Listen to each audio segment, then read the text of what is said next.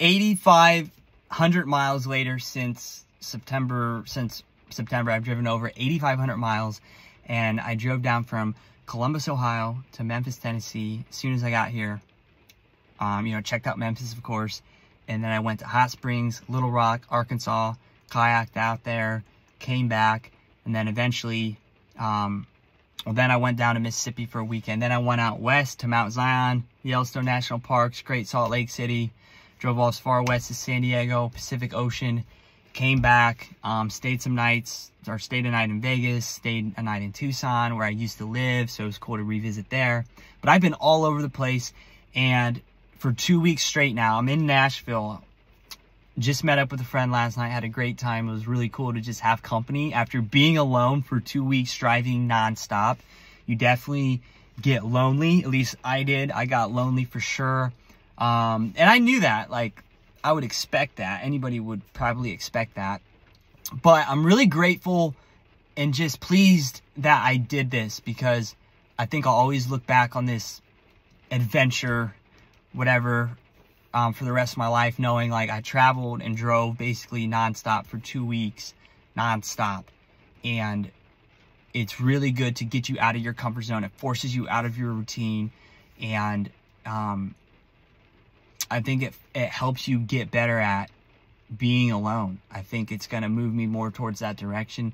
That's what I want to accomplish, at least, is just being happy, being pleased, knowing how to best spend my time when you are alone, because that happens. Sometimes you're just alone for periods in your life and you need to make the best of it. For me, I'm grateful. I'm a big reader. So I listened to some new audiobooks. That was a great time. Had some great drives that night through New Mexico and Texas specifically.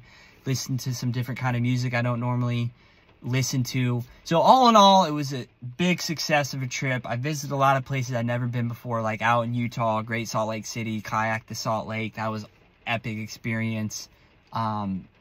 Yellowstone National Park, saw buffalo up close and personal.